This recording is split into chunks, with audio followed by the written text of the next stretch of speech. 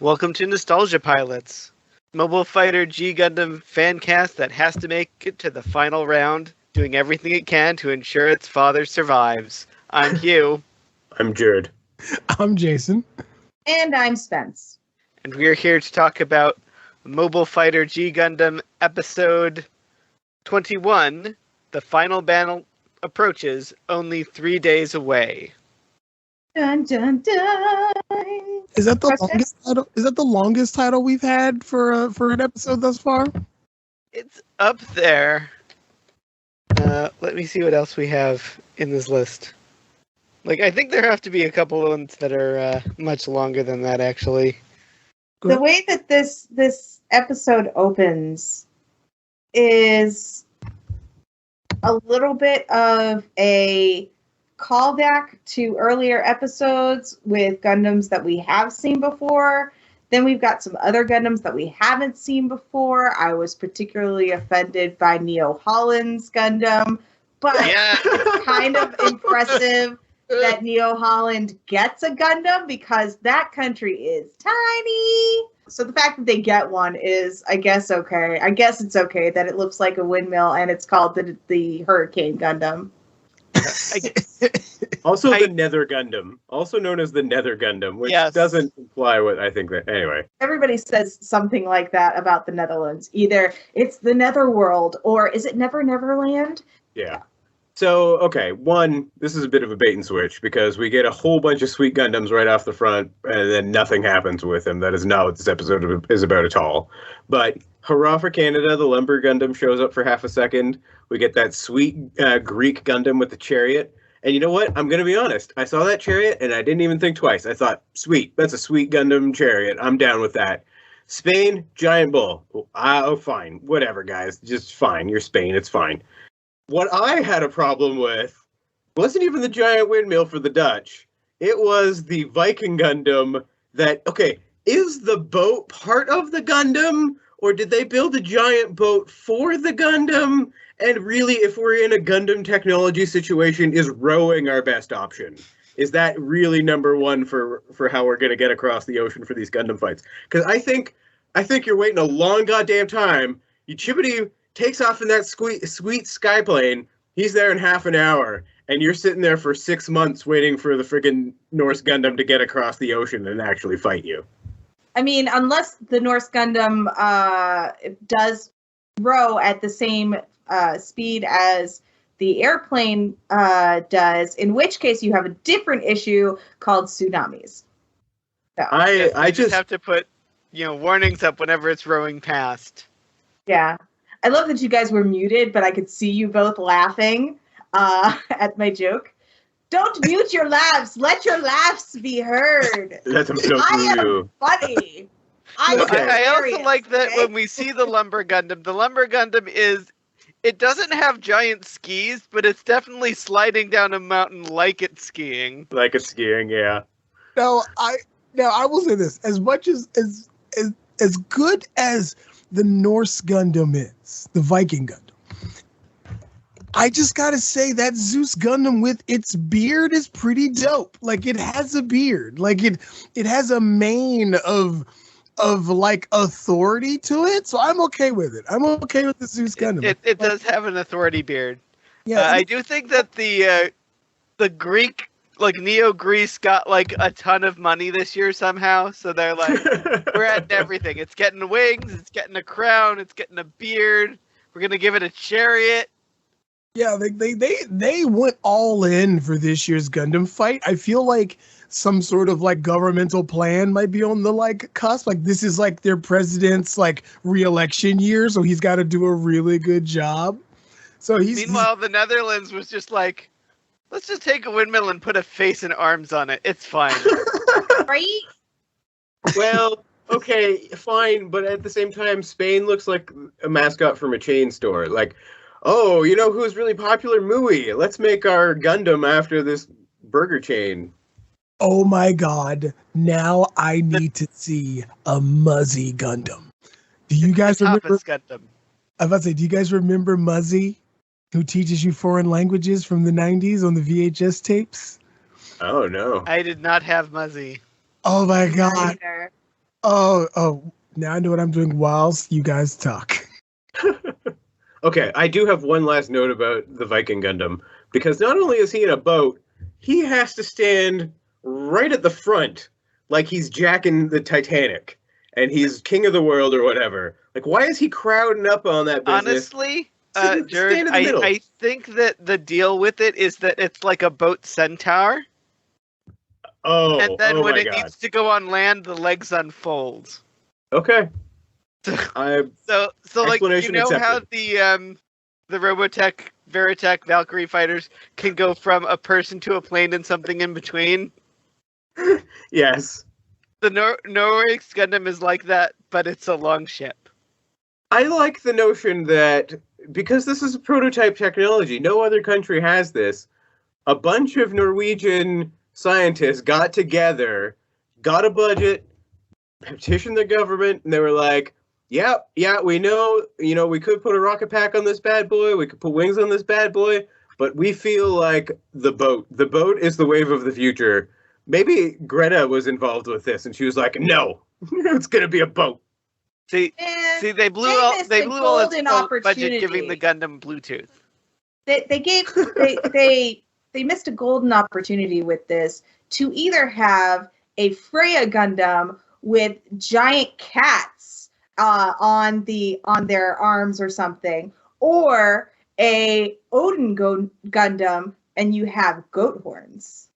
Oh, the Voltron estate would have absolutely sued if there was a Freya Gundam with cats. Like, yeah, they would have been. Cats for arms is our thing. Yeah, exactly. Oh man, but all I'm saying is that Norse mythology is so rich, and you went with the stupid Viking. Hey, but you put Zeus on the Greeks. Hey, you could have had a sweet Thor hammer fight going on. Anyway. Yeah. Let's be honest. Like, I would love to see the prequel miniseries of how they chose the representation for each country. Like, I want to see these political debates over if they were going to choose Zeus or if they were going to choose like Freya or something. Right? I could see them like, they'd be like, no, it's got to be Zeus. And like, no, Hercules is the strongest. And they get into a fight. Like, I want to watch. Well, then I know exactly why Spain preliminaries, like we saw with Neo France. Well, I know exactly why they would have the Toro for the Toro Gundam for Spain, because they've outlawed bullfighting. So this is their way to pay homage to their past, but not actually kill any bulls. That is true. And also, bull robots. Japan could have had a sumo. They could have solved it by the current Yokozuna. If he won the Basho, he would have been the image used for crafting the Japanese Gundam. Neo Japan could have had a sumo. But the attacks would be, again, seismic and therefore tsunamis, which is really bad for Japan. True. There's a lot of palm strikes too, and we all see that he has a shining finger. Yeah. So let's assume that it's an iterative technology. So like the last Gundam fight, they had a sumo, and they're like, okay, the palm strike worked kind of well, but we need to make it more maneuverable. We're gonna make it smaller. We're gonna sort of give it a transformation. As with the show at large, I have to assume the point of these Gundam fights is also to sell kits. So yes, absolutely, they're swapping out suits every season. Massive amounts of toy sales, absolutely, 100%. Also, so I'm going to point out this is like the first 30 seconds of the show and has really nothing to do with anything that happens going forward. Like it is the sweetest part of the show, montage to let us know that the Gundam fight finals are happening really soon, and then it cuts to the Guyana Highlands where we see all of the support crews heading out to get things ready. Two of which, like, one of which is traveling like in a sensible way, and the other that's going on a raft. Well, I mean, because it wouldn't be seemly for the Chinese and the Americans to show up together. Yeah, but like Saishi's gay uncles are going to show up like 6 months late on their wind-powered raft from South America. Oh, they're going to use their unseen magic to get there just in time. Oh yeah. They've got ancient Shaolin temple techniques to push said raft. I assume they're flying commercial. They're just gonna hop on a jet and Oh, this is just taking Yeah, them they're to taking the raft to the airport. yeah, Yeah, basically. because they have that vow of poverty. It's all good. This does have the vibe of the parents leaving and the lads are all going to have a sleepover, and it's kind of funny that the only person who really gets left behind in charge is Argo's guard, whose name escapes me just at the moment. See, I was just going to bring that up. Like, the rest of these Gundam pilots are just out here willy-nilly doing whatever they want, but Argo is on a strict schedule. Like, no, we are going here. You're going to go fight these guys. You need to flex your strength. Oh, and at this time, your hand tattoo is going to start hurting, so you need to be prepared for that. We can't let that affect how we fight, okay? And she's like laying out this organized plan, and he's like, "But Mom, I just want to go hang out with the guys." Do you want me to get out the riding crop? Yeah, so she's almost like a sensible personal trainer, except that she's a Russian military lady with a riding crop. And she has him in chains. Well, yeah, because she's a warden. She's a prison warden. Well, but yeah, but also it's a fighting anime, so like, if he's always carrying chains, obviously when he takes the chains off, he'll be stronger because that's how weights work. What is he, Rock Lee? So everybody's support teams leave, and they all show up around the Shining Gundam. And George gets there, well, ostensibly first. He's probably the last one to get there, but the only one to approach Rain. And she's like, "Don't peek!" And we're all thinking upskirt, but no, she's like, "You never look at a Gundam while it's under repairs." Well, Like, she's definitely okay. making like the upskirt pose. Yes, she does make the upskirt pose. Which I find absolutely hilarious. And so all the guys are like, "But where's Domon?" "Oh, he's been gone for 2 weeks now." I'm like, how did you all not know that he's been gone for 2 weeks? Especially since last episode, he was basically helping you survive, George. Like, Yeah. like he threw you a bone. So there's been 2 weeks between this and the last episode. Presumably. Rain we is gotta kind of hang out and- hyper-focusing at this point. Because we see her, like, sleeping in the Gundam, just, like, constantly repairing it. She's like, "Yeah, Gundam, like, Domon left. I don't know where he went." Anyway, back to the sensor check. Yeah, but I do say I do like the fact that you see that the Gundam's actually opened up like it is when it's doing the Shining Finger.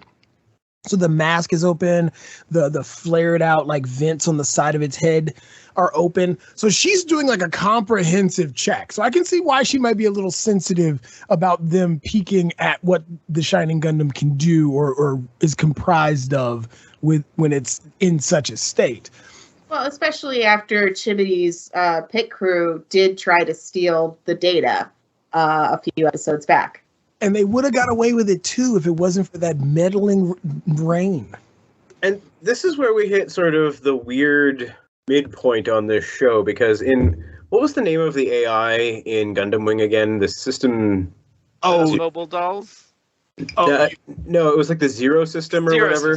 Zero system. Yeah. Okay, so if I was at work and I was like, "Damn, I wish I could figure out how to turn on Excel. I know it comes up every now and then and I can get Excel open, but I can't consistently open Excel. How do I get Excel to work?" You have this giant robot and they can't figure how to turn on the super mode. Like, it is a robot. It's not a magic sword. It is a robot. Like, she is there working on the mechanics of it. Yeah. Show him the button. Rain knows where the button is. Just show him the button. You proved your point. He doesn't know where the button is. Show him the button.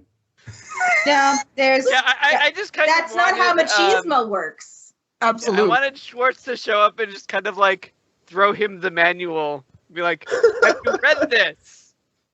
Like, and Well, you've been that's- cutting rocks for 2 weeks." Well, And that's the side note is Domon can't read. And let's not forget, his father and Rain's father worked on this thing. So, like, he should have the inside track on where the button is to turn on the super mode. Like, Like, well, even worse, okay, so he's in this cave and he's focusing on how to use his rusted sword, I guess. And for 5 friggin' seconds, he's actually like, hey, wait a minute. Why don't I think about this for a second?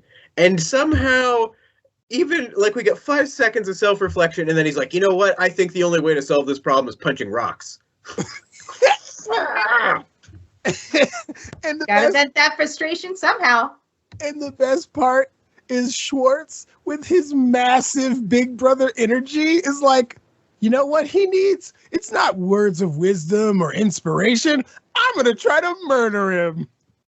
And he goes, Yeah, it goes immediately from, like, I hope Dad would be proud of me, to, big brother fight. Like, anyway. Yeah, super murder brother fight, too. Like, it's not like it's a spar, or, like, he's fighting Domon in a robot. Domon has just got a rusted-ass sword. Like, how is this? So we have that one moment where he's like, no, I get it now. And I guess him getting it is just embracing death. Like, I didn't really get what he got. Yeah, it's very Zen, like, samurai, sort of, like, live in that moment before you die sort of clarity. Yeah, it's kind of like, because I actually went and was watching an older anime called Peacemaker. And in one of the final fights, this child is like a kid. He's only like 13 years old, fights this grown man. And one of the things they yell at him is, don't fight him. Be careful. That bastard's ready to die. He has nothing to lose. So I feel like that's what they've gotten with Domon in this moment, right? Like he's accepted his fate that this weird German ninja is going to murder him in this fight cave, not questioning how that robot got in that cave, because that cave is not that big, or doesn't look that big anyway. And no, how did he find you? Did Rain betray you? Did she tell him where you were? Like, how did he find you in this cave? Like, well, that whole sequence actually ended up reminding me weirdly of the Star Wars Luke versus Vader hallucinatory fight scene. I don't know exactly what it was, but there was something about that just really drew the two to mind. Well, you know, the way this fight ends up turning by the end of it, you're absolutely right. Although I would have loved to see like Schwartz he's down on all like squatting, and he's got his shirt pulled over his knees, and he's like, "Don't worry, Domon. Fight you must. Learn in the like." And also, we did spend like 5 minutes of Domon hallucinating Master Asia's face, like, eating him. Yeah, fair.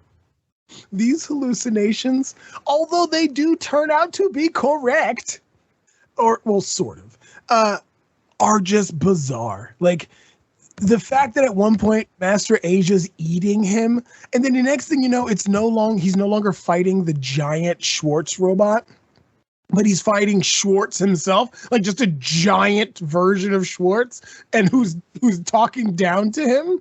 Like, I'm like, Doma, what? Are you on a peyote trip? Like, is this like, are you like going through some sort of like mind altering like substance to get to find your Zen? Like, are you using like MK Ultra acid experiments? Like, what is going on here?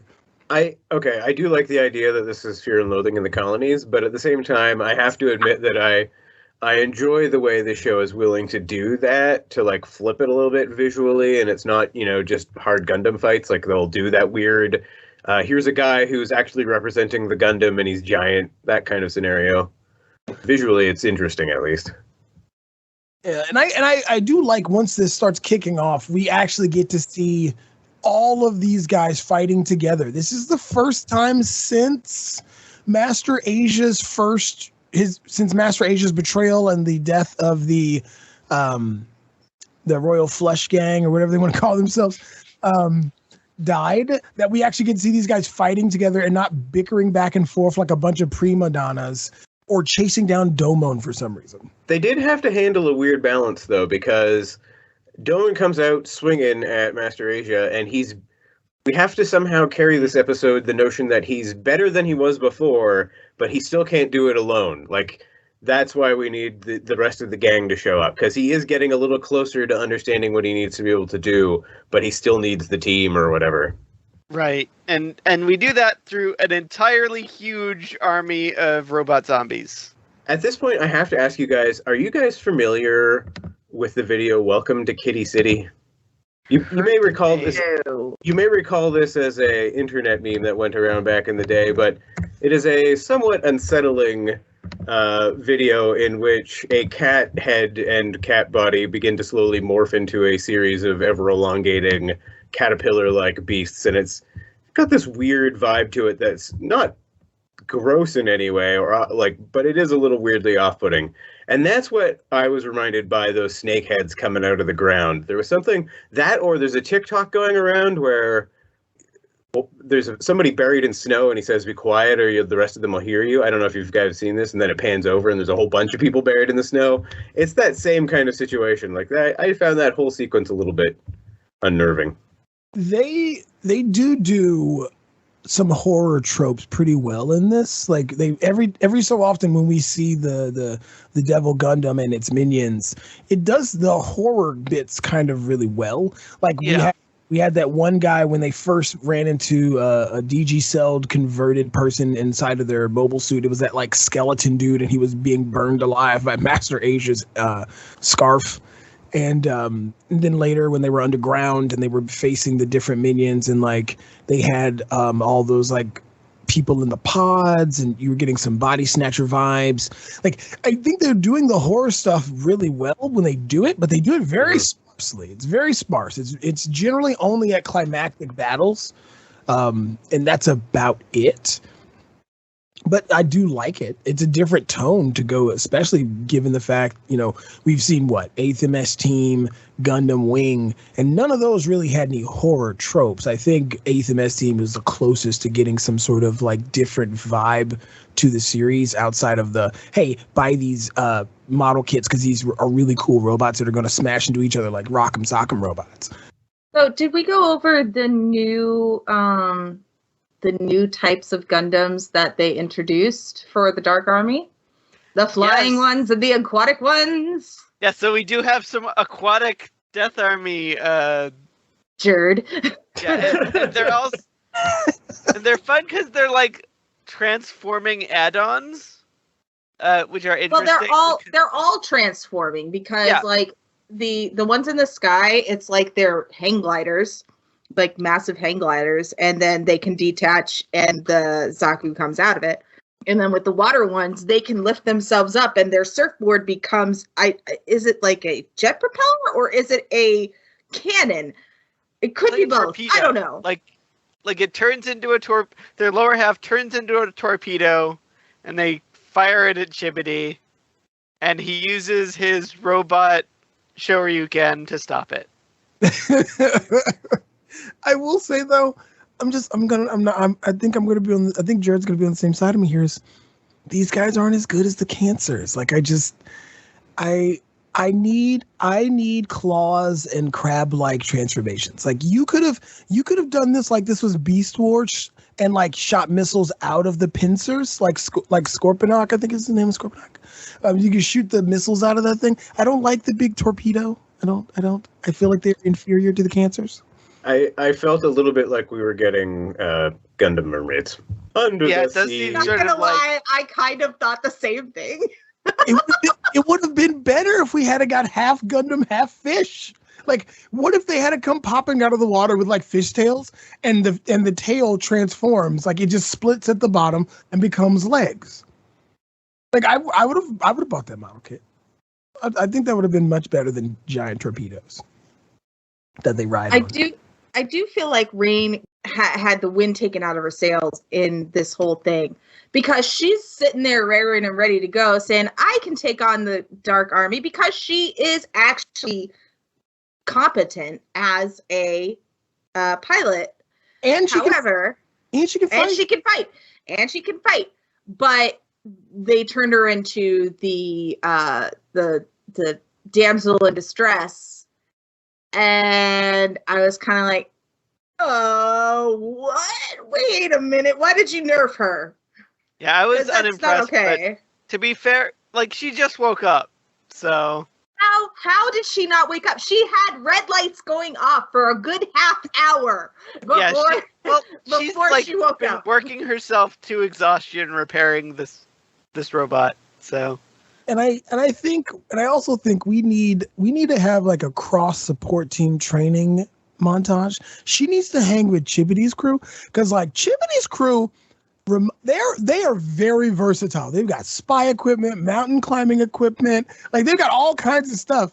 And also, can we get Rain an assistant? Can we please get Rain an assistant? She needs an assistant, because at this point, Domon's no help. He's no help. Rain and Raymond both need assistance. Let's be real. Oh, yeah, I mean, yes, but okay. Here's a question then: would you call in Relina's butler to aid him, or would you find someone else? I think that. I would call Pagan. Yeah, absolutely. Let's get Pagan in here. Okay. Now who would be Rain's assistant? Obviously Dorothy. Duh. Are we going Dorothy, or would we go the redhead from 8th MS team? Because she was a mechanic. I was thinking of Karen. Yeah. Yeah. Yeah. Well. No, actually, now that I'm thinking about it, Sally Poe. Sally Poe would be a good partner for her. Okay, so that's a good team, by the way. You get Noin, you get Sally Poe, and you get Karen from 8th MS team, and there you go. That's Domon's support crew. Let's be honest, they probably wouldn't need Domon. So really, it's just actually the team. Like, that's just the team. So Karen would be the pilot, obviously. Yep. And then Rain would focus more on her medicine, because that's what she's passionate about. And then Noin would do a lot of the technical stuff. And Sally Poe would be acquisition. She would find the funding. She'd get the parts. She'd also probably do some advertising to get Domon maybe some crowdfunding. You know, like I think she. Someone call Funimation, make it happen. Yeah, because and let's be honest, Domon doesn't need let Domon be the face. Like make Domon like he's the corporate backer, since or something. Like, because let's be honest, that crew wouldn't need him at all. Like, not at all. Be a much better show, actually, now that I think about it. Well, if the cliffhanger is to be believed, there's some possibility that there is no more Domon on the show. Dun dun dun. Well, clearly there was a big explosion, so Domon must be dead, because that's always what happens in a big explosion at the end of an episode of a thing. Wait, is this like Game of Thrones, where if the explosion or a strike happens, but they cut away, that person's fine, but they just want to make you believe they're damaged? Like, it's shown in anime, so the amount of your debris cloud is inversely proportional to how damaged you actually are. True. Although I will say Gurren Lagann does change that trope, sort of. Oh, we're talking about this show, though. Yeah, this is. So we do get the tropes. We do get a little confusion, and well, speaking of tropes, he uses Shining Finger, and at the same time, Master Asia uses Dark Finger. Yeah, Darkness Finger. Darkness Finger. So they bang fingers. Yeah. We've gotten to the finger banging portion. Got it. Okay. They do a little swordsy fight, and then their fingers explode. Now, was it Domon that was riding the gliding Gundam out, or was that Master 8? No, it was Schwartz. It was Schwartz. Schwartz throws a Dark Army dude and hangs on, coming out of the waterfall to yell at Domon some more. You haven't finished your training, and are you Yoda? I would have again. It's Jurd's analogy. This is like Dark Side of the Force cave that he's going to train in. Also, I need Domon to look over his shoulder and be like, "Well, what training? You just tried to kill me. Is that training?"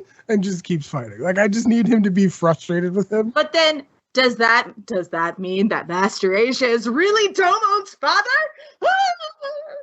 I would. Oh my God. A telenovela style Gundam show. I would watch the hell out of that. I want Hunt for the Red October, but it's just the naval Gundams. Anyway, does that bring us to our favorite moments? I believe so. Yes. Oh man. Mine is the most ridiculous moment, in my opinion, thus far, which is Schwartzbruder appearing in a magic portal for some reason in the middle of the cave, because why not? Because clearly he's a Jedi now. German ninja. Jedis are like ninjas. It's the same power set, basically. Yeah. So it's so ridiculous that I had to laugh out loud. I startled my cat with that. So yeah, because that, and they clearly spent all of their budget on the animation and not on the script for this episode. I'm definitely going to say my favorite moment, even though it was just a mere flash, a tantalizing flash, was that ridiculous Viking Gundam. I look forward to seeing it in the future. I hope to God they try to find some excuse, to, a fjord, a river, a whatever, to get that boat thing going. But yeah, that was definitely mine. Mine is, if you look, it's the whole interaction between Rain and the Commandant when they all do their dramatic reveals, and they're like, "Oh, so I see you all had the same idea too." And they just drop into fighting stances, and Rain's like, "What's going on?" And the Commandant just like, "Sit down and watch." And I'm like, "Oh, that's awkward." I was like, it gave me a whole lot of "these boys are fighting for me" type thing. And I was like, "Oh wow." And she's just happily patting that riding crop as she watches these men about to go at it. And I was like, they meant to put that in there, right? Like that was on purpose, right? Yeah. So I was gonna say the montage, but I think that's kind of close to Jurd. So I'm gonna go with Argo being a warrior philosopher this episode, who mostly like sits around and says things like, "We're fated to be enemies, but our shared pain is genuine." Also, he has that sweet like sucker punch he gives to Master Asia, and then his arm gets ripped off, and that was pretty great. Yeah, there's Does a couple that mean that his arm is broken now because of the pain that he received via the body condom? Like, you feel it, but when you're disconnected, you don't have the injury. I think while he's in the body condom, he won't be able to use that arm. But once he gets out, he'll be fine. Unless they made a mistake, like when Rain had the things turned up too high, so Domon was like really feeling it. I think that's the only time your injuries inside the body condom may go into translate to real life. Yeah, so I don't think the body condom snapped his wrist. But I also do like the fact that he did cold cock the shit out of Master Asia. Yeah. And the best part is he does that, and I'm sitting there thinking, has Domon landed a solid hit on Master Asia to this point?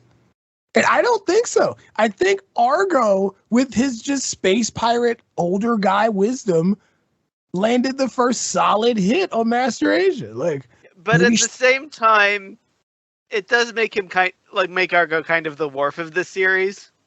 Yeah. I'm down with it. If you need to establish how badass a guy is, he beats up Argo. That is true. Man,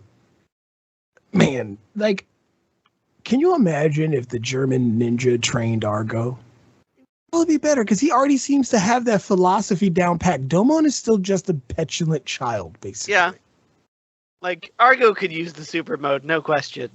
Oh, man, and now I'm just sitting there thinking, him in that ball and chain he uses to fight with, super mode versions, looking like, I don't know, some a spiked bat or something. He's going real old school, oh gosh, I'm making another Gurren Lagann reference, but Maki, when she gets her outfit and she's got the bat and all the stuff on. If you haven't seen G Gundam, I'm not G Gundam, but Gurren Lagann, watch it. It's fantastic. Yeah, it reminds me of Gundam 00, where they basically give everyone a super mode.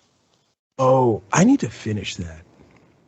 Yeah, that's also the one where there's like a beam cannon that works like a beam saber. Yeah, that's also the one where the guy snipes somebody from space, right? Yes. The thing about Argo is, though, if he was the one being trained, the first thing he'd do is read the manual. Like, he'd know where the button is. Yeah. But like, you've got a Gundam fight, Argo. It's like, no, hold on. I'm almost done. The manual's not that big. Oh man, He's just reading it quietly in his cell in his free time, like while he's sleeping, sitting on that log. He read from Shawshank. He's just peacefully in his cell, just Making notes in the margin, but they're just like Russian poetry. Yes. You know what? I'll watch an Argo spinoff. Totally. I would totally watch a spinoff of Argo. G Gundam. Okay, so I think that just about wraps up this week's episode. You can follow us on Twitter at NostalgiaPilots. Find all our show notes over at nostalgiapilots.com. Find everything I do through my Linktree. That's linktr.ee/Hugh J. O'Donnell. You can find everything I do over at Skinner.fm. Find all of my podcasting stuff at nerdswithvoices.com. But currently, because I'm in school, I'm kind of on hiatus, so you can find most of what I do on TikTok. And I kind of can't remember. Oh, it's a J Otaku. Look for me on TikTok. It's Otaku J92G. And me and the Scotch. Doesn't remember his own TikTok handle. I just talk about anime, guys. It's fine. It's true. And I have a link tree as well. It's linktr.ee/Resonant Moon. So until next week, Gundams are on the move everywhere.